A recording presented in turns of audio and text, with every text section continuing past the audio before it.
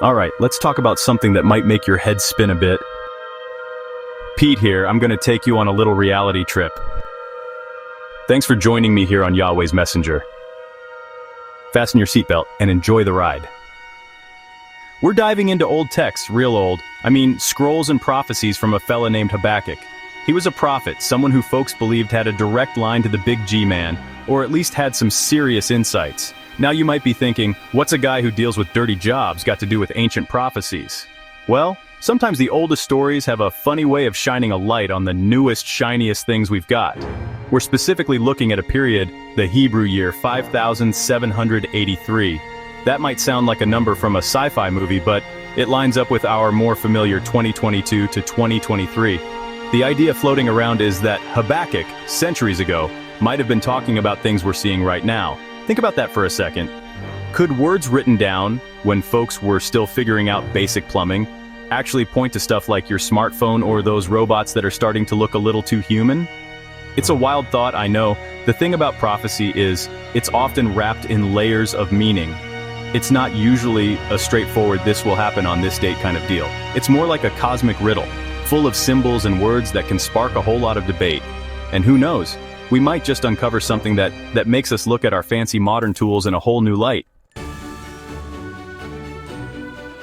Now, before we get too deep into what Habakkuk said, let's talk about these Hebrew years. It's a different calendar, folks. The Hebrew calendar doesn't line up neatly with the January to December one most of us use. It's got its own rhythm, its own ancient roots, and when people start talking about prophecies tied to specific Hebrew years, they're looking at patterns, at meanings embedded in the numbers and the letters that represent those years. The year 5783, which we mentioned, is key here.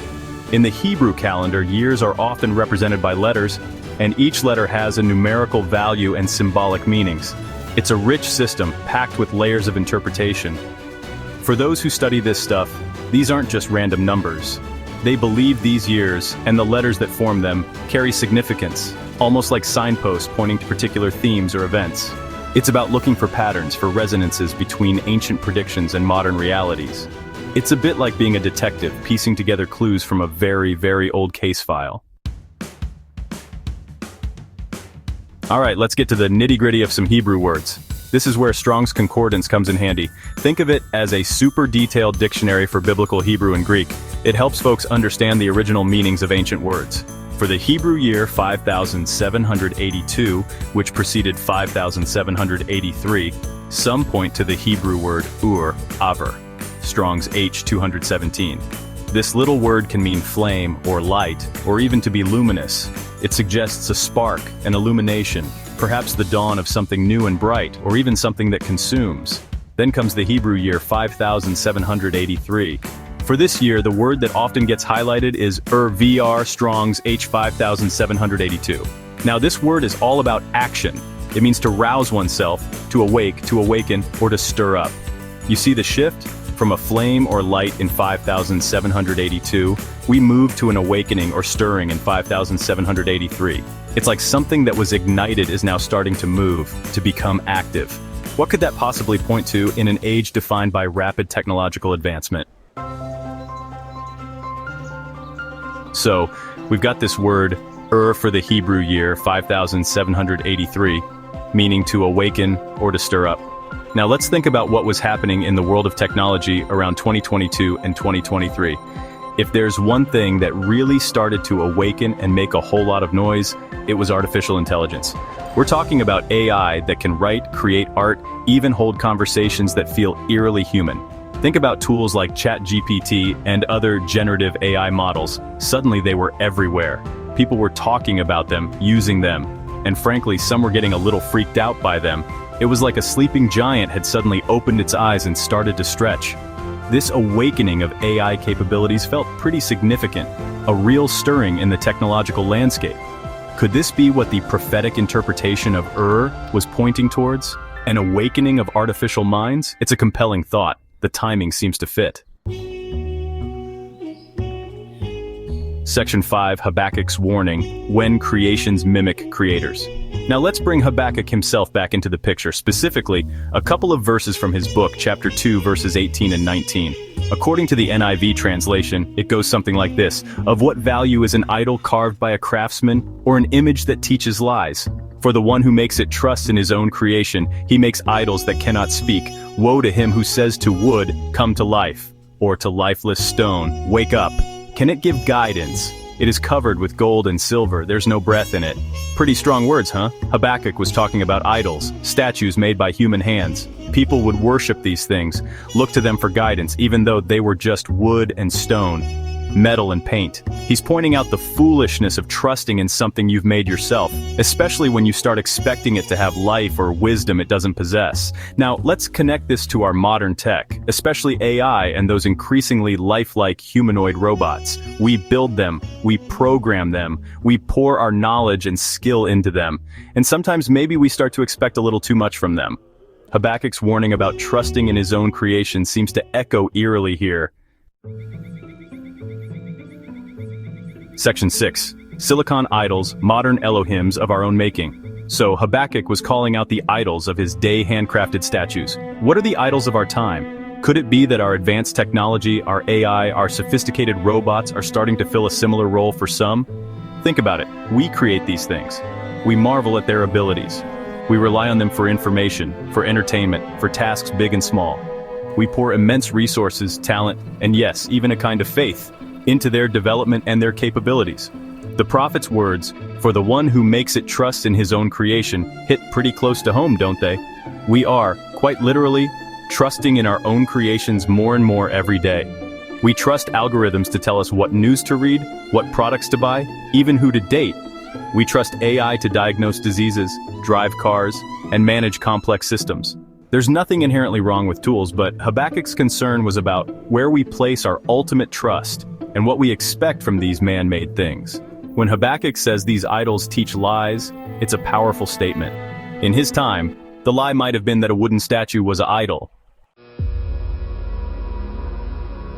Section 7. Gold, silver, and circuit boards, the sheen of modern marvels. Habakkuk doesn't just talk about the lifelessness of these idols. He also mentions what they're made of, or at least how they're adorned. He says, "It is covered with gold and silver. There is no breath in it." Back then, gold and silver were the ultimate symbols of value, of beauty, of importance. Covering an idol in these precious metals made it look impressive, valuable, worthy of reverence. It gave it an outward shine that could mask the emptiness within. Now, fast forward to our technological marvels. What goes into building our advanced AI systems, our sleek smartphones, our complex robots? Well, quite literally, gold and silver are still in the mix. Gold is an excellent conductor, resistant to corrosion, so it's used in tiny amounts in circuit boards, connectors, and all sorts of electronic components. Silver, too, is prized for its conductivity. These precious metals are still part of the guts of our most sophisticated creations. It's a fascinating, tangible link. But beyond the literal, think about the sheen of modern technology. Section 8. Hey Siri, are you a modern oracle? Let's bring this down to earth, to the tech we use every single day. Your Google Assistant, Amazon's Alexa, Apple's Siri. These AI-powered helpers are in our phones, in our homes, listening and responding. We ask them for the weather, to play a song, to tell us a joke, or to find information.